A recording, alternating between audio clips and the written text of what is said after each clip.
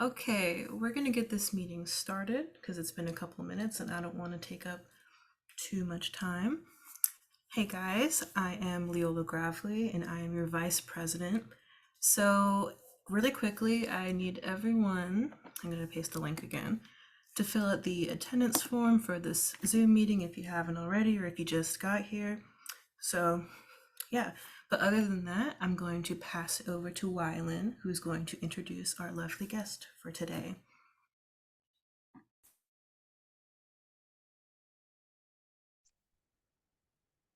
Hi, everyone. Our clinician today is Dr. Nguyen from the UOP Conservatory of Music up in Stockton. I had the great honor of getting to meet him and work with him over summer this year. He gave a presentation about planning effective rehearsal time that he's going to give for us again here. All right, good afternoon, everybody, or evening. I guess it's later in the day now. Uh, you can all hear me okay, I take it? Yeah, okay, great. So I'm Dr. Nguyen. I'm the director of bands at University of the Pacific, up just a little ways from you all in Stockton. So I'm the director of bands here. I teach courses in music education and I teach courses in conducting up here as well. So as Wyland said, I had a great opportunity to work uh, at the Central Valley conducting symposium this summer. And so just a little bit about me before we get started. This is my, gosh, 24th, this is my 24th year teaching. I'm currently in academia, but prior to that, I taught, I was a public school band director, instrumental music educator for a number of years too, before going back to grad school and then getting on the track to to teaching in academia. Um, Also, part of my career was spent in the military as well. I served 20 years in in the California Air National Guard. I was a band commander for one of the Air Guard bands stationed there in Southern California in Port Hueneme. So I've got a little bit of background there as well, just so you know where I'm coming from.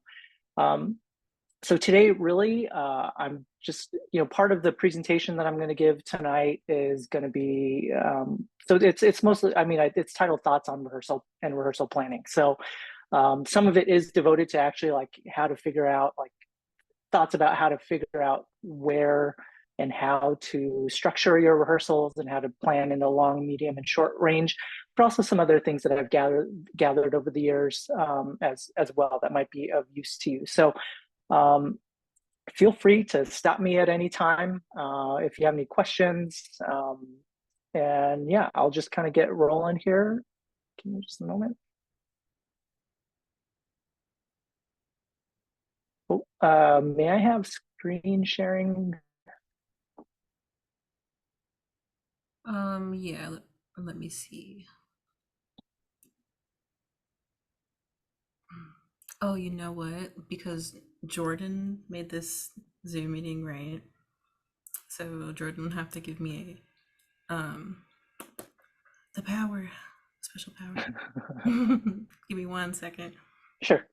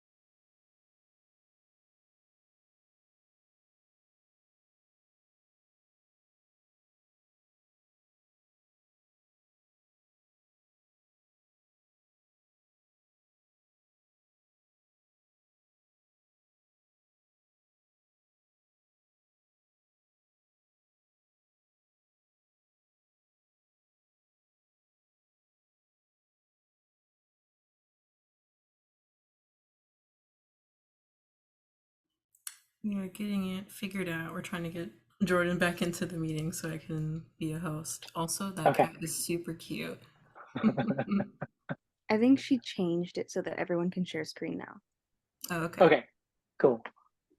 Hey, so just before I get started, how many of you are, I mean, I know you're all music ed majors, of course, right? But how many of you are instrumental? I think most, if not all of us. It's pretty Oh, heavy yeah. instrumental at CSUN. Okay, great. Just wanted to check on that. So here we go.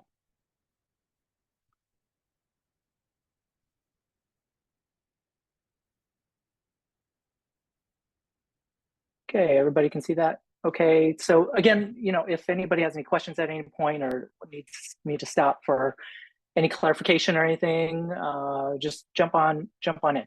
Okay, so here's just kind of what here's what we're going to cover. Just the purpose of rehearsal, like I said, planning for the long-term, medium, short range, and then how we can, as conductors and as the teachers in there, influence the energy and pacing of the rehearsal, and then some other ideas such as set follow-through response and showing versus telling, and a couple other things there at the end. So I want to start with this, and I'm happy to share any of these slides with you. I'm happy to share these slides with you here at the end as well. Okay, so I want you to think about this, and maybe here, I want you to think about what is a rehearsal. So if you had to finish this little sentence fragment here, what might be some ideas? You can jump in and say something, or you can put in the chat, however you want to do it.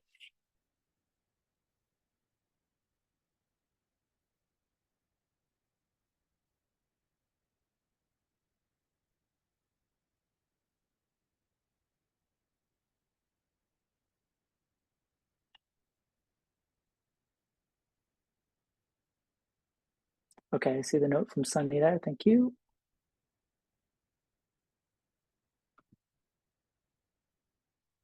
Two people said the same thing.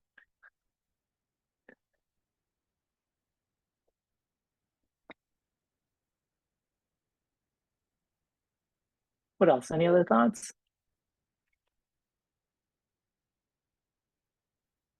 Learning each other's parts. Yes, very good.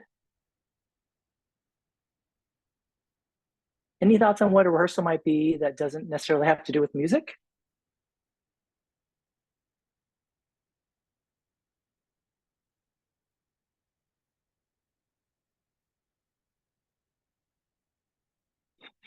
Everybody likes the learning to play as a group.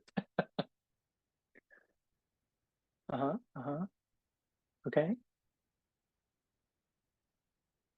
Teamwork. Yeah, I like that. Yes, yeah, very important. Chemistry of the group.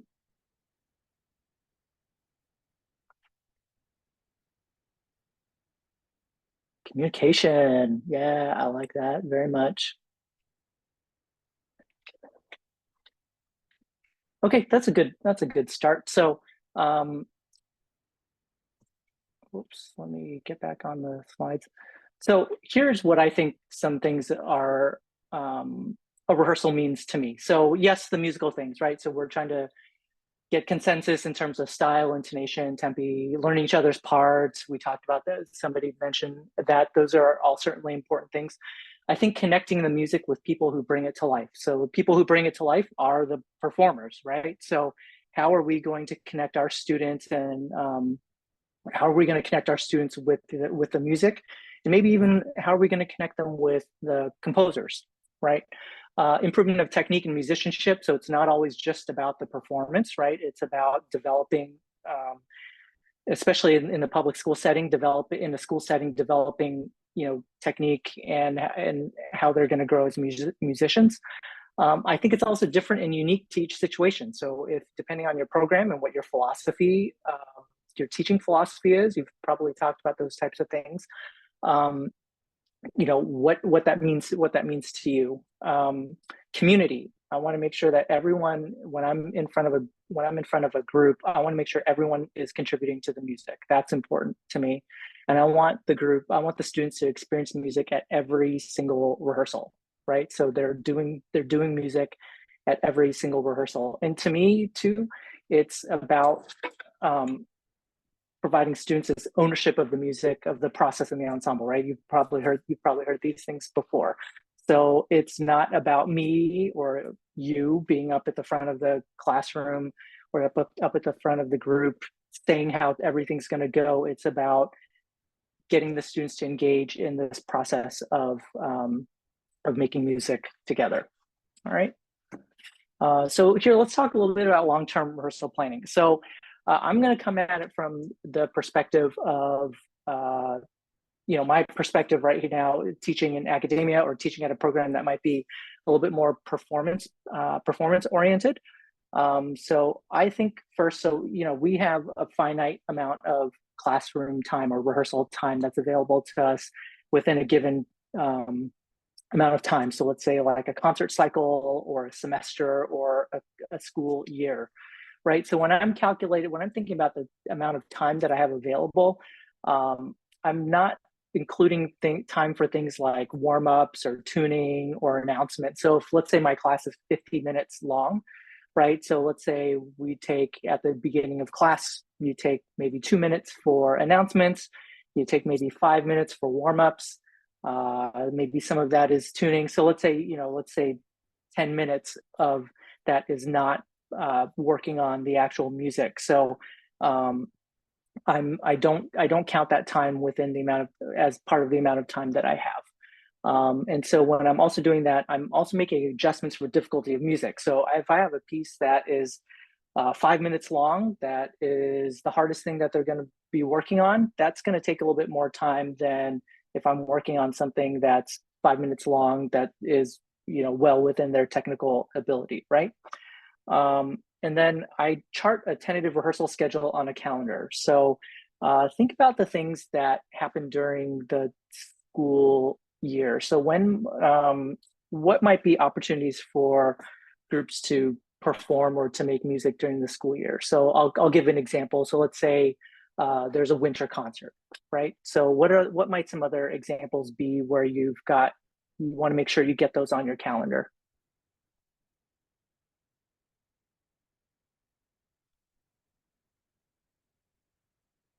Open house, good.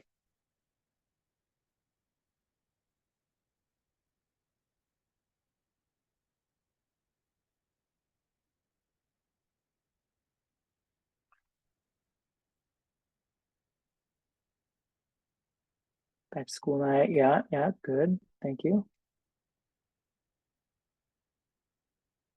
Mm-hmm. Yeah, what else might you need to have on your calendar if you have a marching band?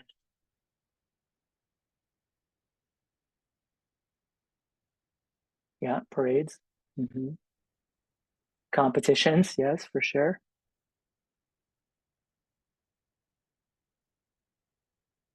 Yeah, so as you're planning out the year, so I have a year-long calendar that I'm looking at, and so I know I'm going to plug in things like football games. I'm going to put in things like competitions, festivals, concerts, any school holidays, any winter breaks, any spring breaks. If you're planning a trip, any of those types of trips. So all of those big things in the calendar, they need to go on this sort of long-term rehearsal planning calendar, right? So as you're getting ready for performances, I want you to think about getting to performance level several rehearsals before performance, right? So how many of you have been in a group, not at CSUN, because I know Dr. Stoffel, how many of you have been in a group where you get to the performance and you realize maybe, oh, we didn't spend enough time on this part, or we didn't quite we didn't work that transition. We didn't spend enough time on that transition, right? That happens often. And so that is a result of not running the piece or not running your set of music up until it's a little bit too late. All right. And then I'm going to provide some examples here. So, and then thinking about dividing your work into logical chunks or sections. I'll show an example here in just a little bit. And then I want you to think about things that are long-term goals beyond the performance, right? So what else do you want your students to be learning and doing besides just the performance. So I'm going to show you just a couple of examples of something here. Where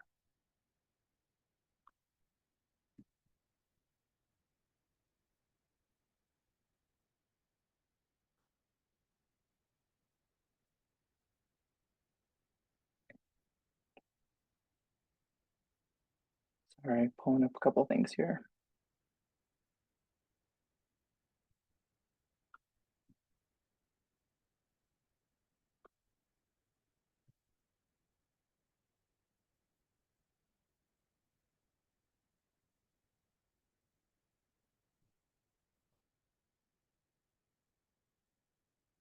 Okay, so what do you all see on my screen right now? Do you see a spreadsheet? And yeah, okay. So here's just an example of what I do when I'm planning out a rehearsal cycle. So this is cycle number 2 here. So I know I have 10 rehearsals in the cycle. And so I know each rehearsal I have approximately 100 minutes in the rehearsal. And so that gives me 1,000 minutes total of rehearsal here for this particular cycle. So here are all the songs that are all the pieces that were on the concert set, right? And so here I plugged in how many minutes each piece is over here. And then that gives me a certain number of chunks of 25-minute rehearsals that I can use, that I know that I will have for the rehearsal cycle. So let's just take an example. So we did a John Mackey piece, This Cruel Moon, and we did, so it was 7 minutes long. So in this sort of formula that I have, I know I have six 25-minute chunks that I am going to plug in. So if you look over here, this is my calendar for this rehearsal cycle over here. So you'll see that I had the Mackey program for rehearsal 6 different times. So once here on the 16th, once here on the 17th, here on the 19th. So each of these, so I use this as a starting point, and I plug all those things into our rehearsal schedule. Now there's just some formulas in here that I use, and it's just a way for me to make sure that I have everything accounted for. The last thing I want to do is get to this concert here at the end and not have planned for everything in the rehearsal cycle. Does that make sense? Are there any questions there? And again, I can share a sheet, or let me show you a different version of a sheet. Can you see a different spreadsheet up here now? Yeah, okay, cool. So this is one that was presented by a choral director in for NAFME some years back. I think this was maybe 2 or 3 years back. There used to be a video that accompanied this where he talked through like how to use it and everything. But you can see here in this spreadsheet, like he's got things plugged in. So it looks a little bit different than the one that I have. So this one here, he's got holidays plugged in, a performance plugged in, the contest plugged in. And over here, he's got planned in here for like warm-ups and sight singing and announcements. And then down at the bottom, he's got notes kind of on how to use it and the steps to go through it. So whatever system you use, I want you to make sure that you're actually using some sort of system to plan for these things. Has anybody seen anything like this, or talked about any of this in any of your music ed classes or anything? No? Okay. So again, I can share some. I'll share some of these with you all after we're done. Let's go on.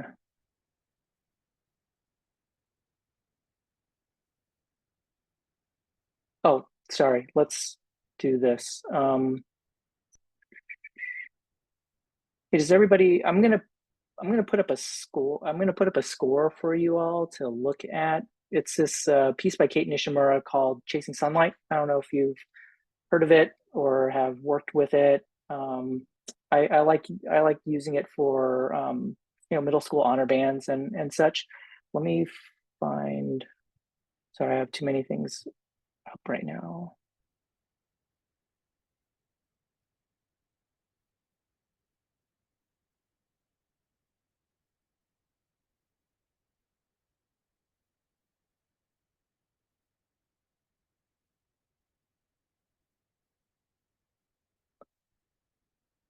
So what I want to do is I'm sorry, the score might be a little small for some of you. I want to look at this. I want to look at the score, and I want to play the recording, and I want us to listen to it. And I want you to think of a few things. I want you to think of maybe on the first pass. I want you to think of maybe logical places where how you might divide up the piece, like chunks. If you're thinking of rehearsal, like what chunks might make sense for this. I want you to think of it from a form perspective, and then I also want you to think about it from a sort of similar material, similar concepts perspective. All right, so I'm going to play a recording by Arizona State University, and they'll take us through the piece. Hopefully you can hear this.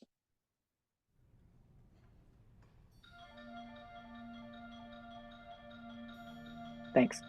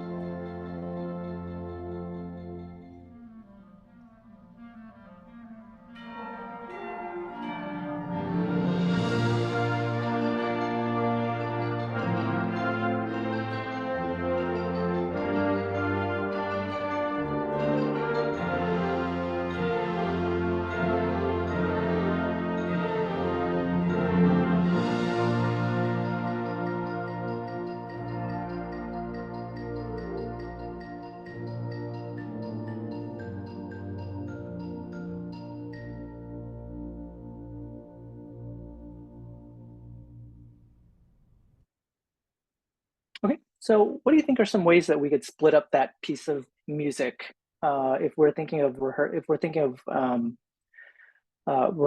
it? So yeah, what might be some ways that we could split that up?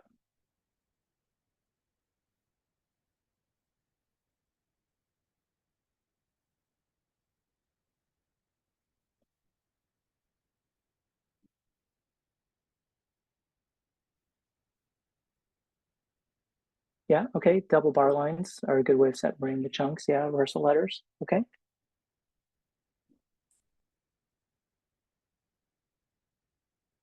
Any other thoughts?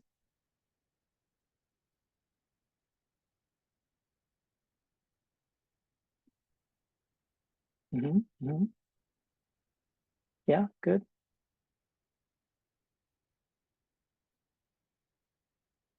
Are there? Do you see?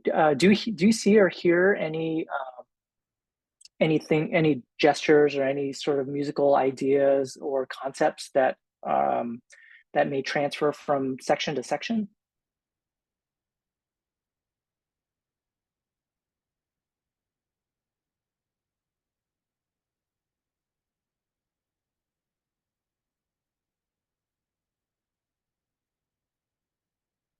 Good. Yeah, the repeated and the oscillating eighth notes for sure. Yeah.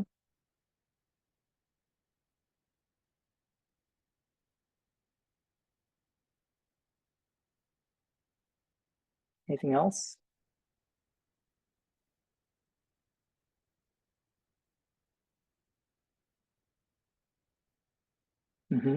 Good. Yeah, brass whole notes.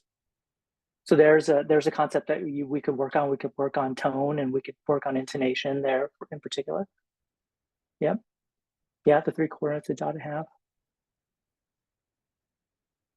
Okay, I want to take maybe just a couple minutes to listen through it one more time, just with that in mind here. It will just take a couple minutes. So I want you to listen more so for, again, just things that are concepts that are transferable from, the different parts of the piece. Okay, here we go.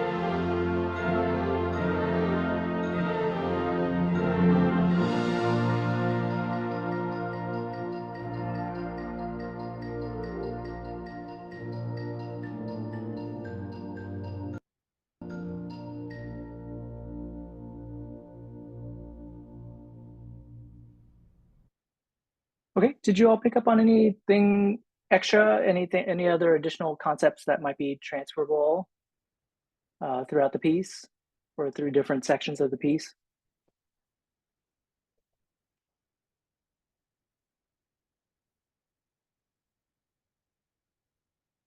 Yeah, okay.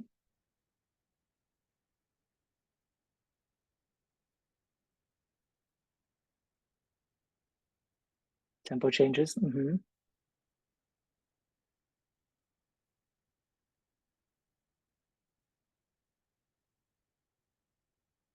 Yeah. Some really good ideas in here, everybody. Thank you.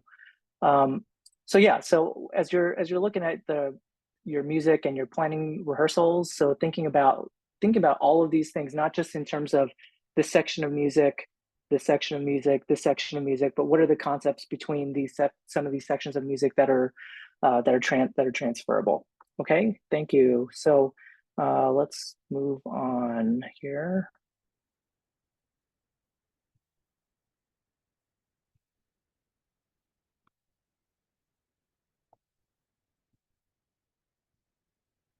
Okay, so we talked about all these here. So just thinking about how to chunk your chunk the piece. And then I also like to, in this long-term sort of planning, I like to think, you'll hear me talk about this a couple of times, this idea of macro to micro to macro, right? I'm not sure if you've heard of that before. So when I'm first introducing pieces of music or early on, I like to run larger chunks of music. So give a big picture perspective of the music and what it entails. And then as we go on through the rehearsal process, I whittle it down to this sort of idea of macro, so smaller things. And then as we get closer to the performance, then we open it back up to the macro again. So we experience these larger chunks again. Think of it in your own rehearsals that you're in right now, right? Your conductors and teachers are probably doing the same types of things depending on where you are in the concert cycle.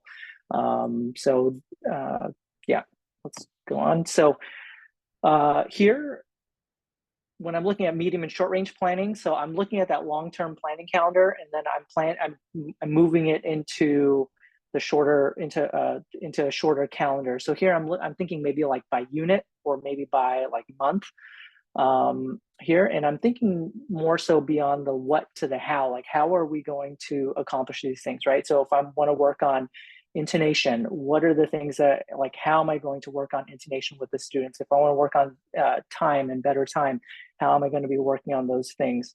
Again, this idea of macro to micro to macro, right? So you have macro, micro, macro in the long term, but then now you also have it for shorter chunks of time. So let's say like in the course of a month, what does that look like?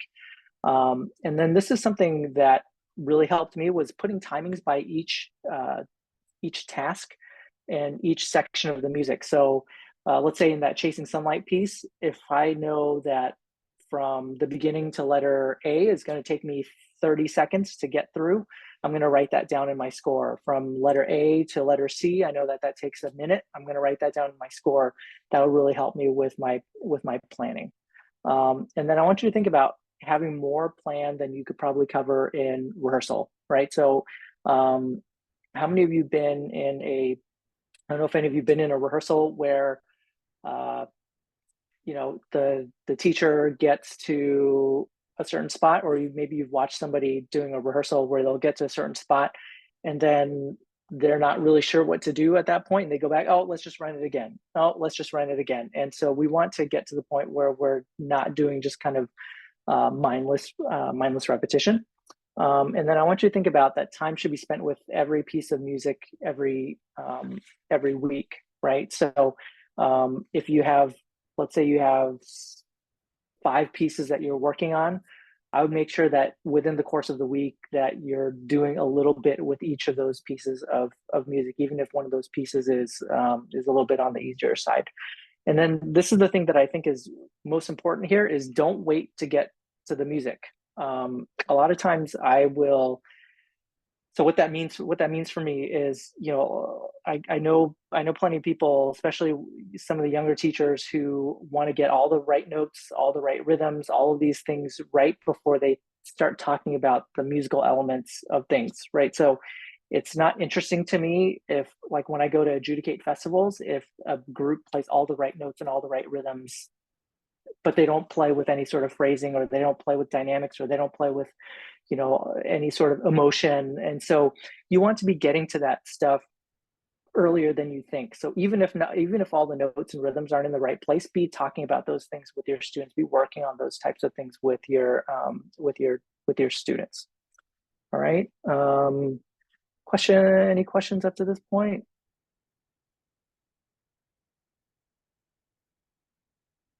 Nope. Okay. What happened to my cursor here? All right. So a few things where we have influence over the energy and pacing of a rehearsal, right? So the warm up, the portion at the beginning. So think about how when students enter a room, right? So if, I don't know if any of you have had the opportunity to, how do you know what needs the most micro attention when planning? Oh, yeah, that's a good thought. So I'm gonna get to that in just a minute. So think about if you've had the opportunity to observe classrooms or band rehearsals or anything like that at this point.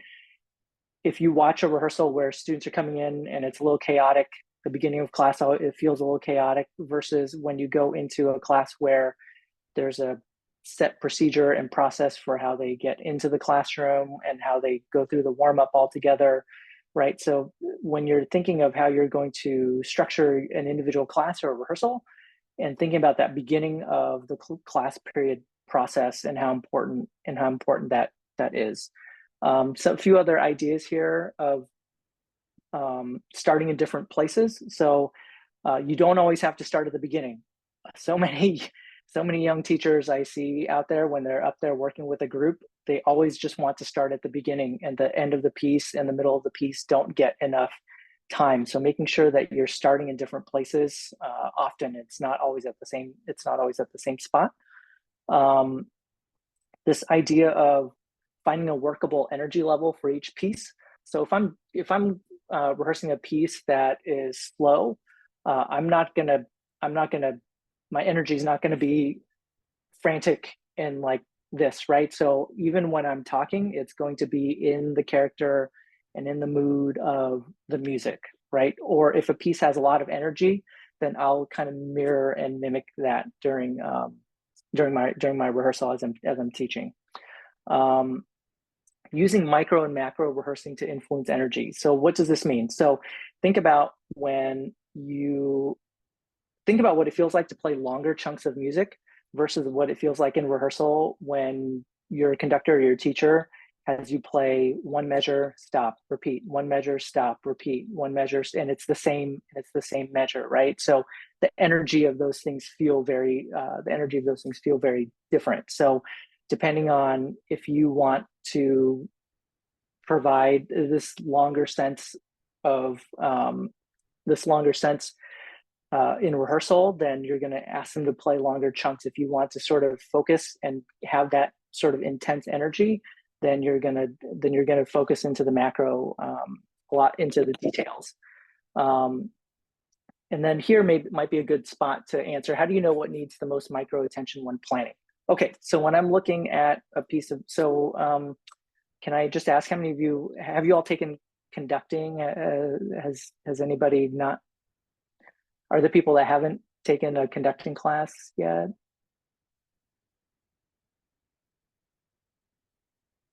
Okay, so I'm just going to go on. So those of you who have taken a conducting class, you've probably had a little bit of experience like with score analysis and looking at a score, right? So the things that I think, how I go about thinking about the things that might need the most micro time, it would be things that are technically challenging, right? So so knowing instrument technique is helpful. So if I have a spot, if I have a passage in the clarinets that's where they're going back and forth between the break really quickly, I'm going to know that that's going to need a little bit of extra time. If I have a spot in the woodwinds or in the flutes where maybe they're having to alternate fingers a whole lot, I know that's going to be a technical challenge. That's going to take a little bit of time. If I have a spot that's going to be tough in terms of the range of a brass instrument, I know that's going to take a little bit more time and require a little bit more time and attention. So things like that that are technically challenging, I typically plan a little bit more detailed and micro rehearsal time for. I'd also say spots in the music like tricky transitions where there are meter changes or tempo changes in transitions are going to require just a little bit more time as well. Okay. These last couple things on here, using the end of rehearsal to your advantage. So I put that in there just because, again, we have influence in terms of how to finish a rehearsal and how to get students to be thinking about what the next rehearsal is going to be like, right? So if the rehearsal didn't go quite well and I want to have students feel like there's still a lot of work to be done and the next rehearsal could be better, I might not let them get to a spot in the music where it feels like great for them to play. I might leave them leaving rehearsal maybe just a little bit like, hey, not frustrated, but just like, oh, that wasn't as great as it could have been. Maybe we'll get to it next time. Or if it's the last rehearsal, it's a rehearsal on a Friday afternoon, then I'm going to give them a little bit more time to play and let them go into the weekend feeling good about what we did during the week, right? So that's what I mean by using the end of rehearsal to your advantage. And then this idea of stimulus variation. So any way that you can change up the sort of the how students are experiencing rehearsal will is you can use that to your advantage, right? So some of you have probably been in rehearsals where you've done like the scramble seating, right? Where you're sitting next to somebody that doesn't play the same instrument as you, or where you are another stimulus variation. I don't know if you've had guest conductors in, or sometimes I'll have students get up to conduct certain parts of the music, or I'll do it without conducting, or I'll do it from a different part of the room, or all these different ways that you can use to vary what a rehearsal and the class looks like. All right. Let's see. Going on. Okay, set follow through response. I'm gonna skip ahead. I'm gonna skip ahead a little bit on this here. Although, yeah, I'm gonna jump ahead on this. Okay, to a few things here. I think that language matters, right? So I want you to think about how you like to be spoken to in rehearsal, right? So think about when the conductor goes, I want you to do blah, blah, blah. I need you to da, da, da. It's all about I, right? Versus when you can change up the language to we need this, or let's do this, or let's that, right? There's this difference between this inclusive we language versus this sort of me and you, I language. So that really matters in rehearsal. So be thinking about that when you have the opportunities to be up in front of groups. What type of language are you using, right? This idea of who, where, what. So if I'm asking the group to start at a certain place, the first thing I'm going to say is who I want to be playing, right? So I'm going to say trumpets. Let's start at letter C, and I'd like for you to do, or let's pay attention to this leap of a perfect fifth at the end of the phrase, right? So the who gets the section's attention, right? So if I say trumpets immediately, or one might hope that the trumpets start to pay attention, like, oh, he's talking to me, and then where, and then that tells me where in the music, and then what. So if you do that sort of out of order, it doesn't quite always work, right? So if I said, okay, letter C, let's pay attention to that leap of a perfect fifth at the end of the phrase, trumpets, right? So I've wasted all that time and I've said the thing that I want them to do, but I haven't gotten their attention yet. So this idea of who, where, and what, and in that order is important. Somebody said this a little bit earlier in the chat, but just thinking about how you can rehearse the ensemble, right? So you can, oftentimes we get into this rut of rehearsing the entire group all the time. So yes, that's important, but then yes, there are families of instruments. So if you think about woodwinds, brass, percussion, specific sections, so we have all these different sort of combinations here. What I do want to point you to is this, the last bullet, this instruments with the same function in the composition. So again, I'll just use it as an example.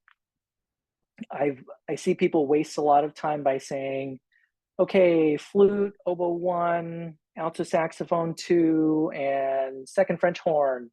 Let's have you play right now. when you could just easily say, okay, those of you who have the melody, let's play right now, right? So it's upon you to think about maybe what are the functions of the music and who has that, and using that language in your teaching so that students get used to that, and then they go, oh yeah, okay, I have the melody, yes, that should be me. Or, oh, I have the ostinato and I have the accompaniment here, and getting them to be thinking about music in that way.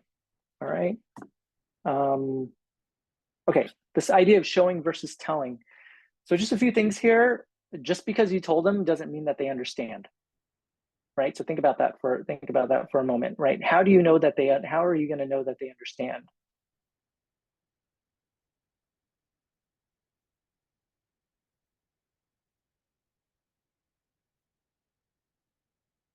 Sorry, not a rhetorical question.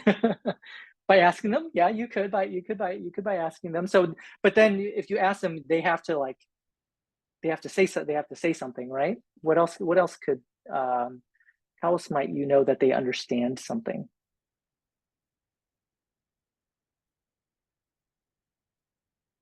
Ah, yes, good, yeah, uh-huh.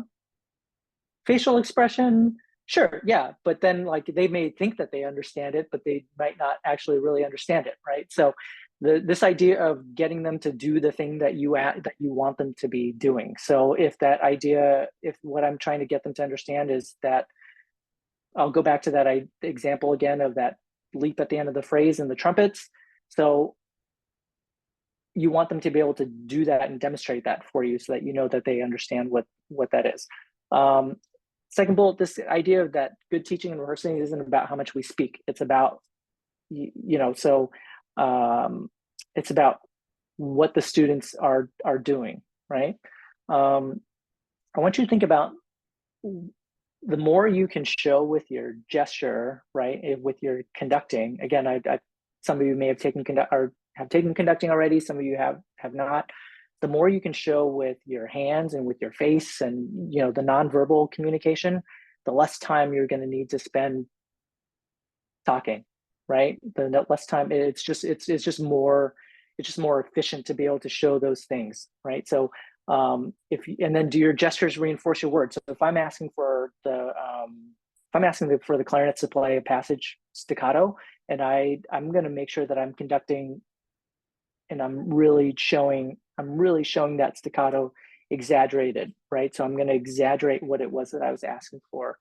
And then, are you showing what you want to hear? So I don't know, I taught middle school primarily, and I think I got my students pretty good at understanding when I was showing something, what I was wanting them to do.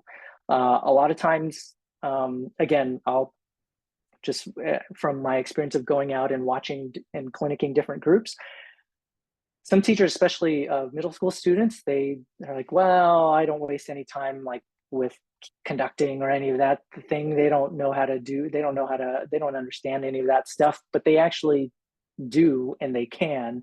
And it's up to us as their teachers to show them that, right? So you have to spend the time to show them like, oh, when I do this, I want you to play it that way. When I do this, I want you to try and play it that way, right? So it's up to us to make that an important part of the process. And this last bullet here, feedback doesn't always have to be verbal, right? So think about if you, like when you're playing in an ensemble and you do something that the conductor had asked for, and you look just to see like, did I do it right? And then the conductor either gives like a smile or a nod or shows some sort of facial expression that says, yes, you did it. Then that's a way of feedback too. So you don't always have to say, you don't always have to give the feedback verbally. This is just a way, just an idea here. I want you to think about what else can you do besides softer and louder, right? Besides the right note at the right time and the dynamics. Those are the things that I hear so much about, but there's so much more.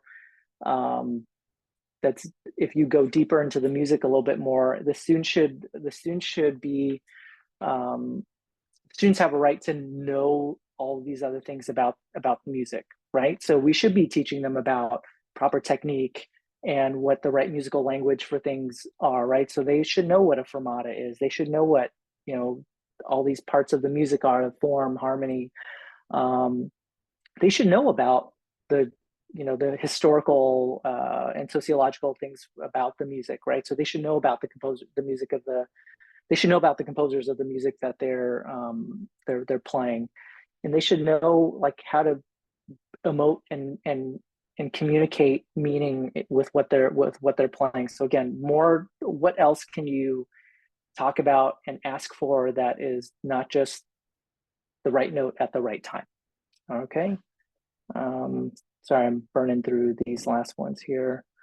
So I think we're getting just to the end of it here. So I'm awful at metaphors and analogies. I don't know how you all are. This is, like I said, this is my 24th year teaching. I still have to write a lot of them down.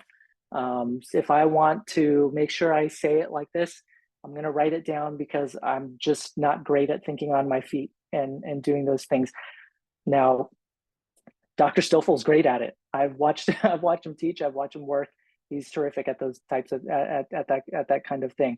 But again, choosing the right metaphor, you have to make sure that they have your students have an understanding of it, right? So if I reference something that makes sense to me, and they have no idea what it is that I'm talking about, it's not going to be very useful, right? So here, I want you to be not. I don't want you to be bashful about using your voice. I don't know if, again, I think there might have been one vocalist here. There's one vocalist here in the room, but you want to be comfortable using your voice to model things and go after it with conviction. Set up the culture in your classroom where it's okay to have students modeling and playing for one another as well, right? So that should be a common occurrence. It shouldn't feel like torture or a punishment, or that you're singling them out when you're asking students to play and demonstrate things in class. And then lastly, I want you to be curious, ask a lot of questions of yourselves, of others, of students, of the music. I'm always a big advocate for asking why a lot. Like, that's a lot of what our work is as teachers and as music teachers. We want to know why. Why is the student doing this? Why is the student having trouble with that? Why is this going on in the music? Why all of these things? You should just always be asking lots of questions. All right, that was a lot of talking. So I'm gonna stop my presentation there. Questions? Thoughts? Comments? Is anything dramatically different between like middle school, high school, and college, other than the obvious? You mean like, aside from like the age level and their technical ability and such? Yeah, when I was teaching middle school, I was a little goofier than I am now. I don't know. I think that's just something that's changed about me. Not that I can't be that way, but I just find myself. And then when I get back up in front of middle school students again, yeah, I slide right back into that. No problem. I think about all of the things. I mean, think back to your time in middle school. Gosh, middle school was awful for me. And all of the things that were going on in our lives in middle school, and all the changes that were happening, and all the, just stuff. There's so much stuff happening in middle school. So I just remembered being a lot more aware of those things when I was teaching middle school, and just all the things that they're going through at that point. I mean, yes, we're going through different things at different stages in our lives, but think about when you're in middle school and you're I don't know, 11, 12, 13, 14 years, 14, I don't know, 11, 12, 13, 14 years old, in that range, right? And how equipped you are to handle certain things versus let's say if you're 20, 21, right, and you've had a few more years to live and sort of experience and deal with those things. Yeah, I would say those are probably the biggest things. Okay, Wyland's got a question. How do you make sure students keep improving before? Oh yeah. So when I say performance ready, I mean more so that they can get to the beginning, from the beginning of the piece or the beginning of the music to the end of the music without anything falling apart, right? I think there's always room for more detailed, more macro work. Sorry, more detailed and more micro work. So so when I'm talking about several rehearsals before, it's a good gauge to see where the group is at. So let's say you're getting ready to take them to a festival, right? A band festival in the spring. I don't want the first time that we've played the set to be at the festival. I want to have done that, maybe a week or two ahead of time, so that we get a good gauge of where we are, and then continue to work the things that we're still having trouble with. So while it's really just a way to like I said, just take the temperature of things and see where the group stands.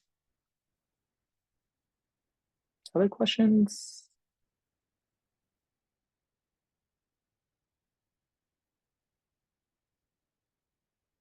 No? Okay. Well, I just want to say thanks for tuning in on a Monday night, the Monday night after Thanksgiving. And I know it's you're all really busy at this time of the school year, winding down, getting ready for finals and last performances of the semester and all that. So thanks for taking the time to tune in. Like I said at the beginning of the session, I can share any of these slides and stuff with you. Just let me know if you want. Wyland, maybe just let me know if that would be helpful. And then, yeah, if you have any questions, Wyland has my contact information and you can reach out to me. But really appreciate the time and the attention. I hope something I said resonated with you a little bit during the course of the evening. All right, cool. Thank you for coming out, or not coming out, I guess. You're welcome. I hope I run into you all at some point, maybe at CASMEC or something like that. If you see me, please come say hi. All right, cool. Take care. Have a good night, everybody. Thank you. Thanks, guys. Okay. All right. Bye.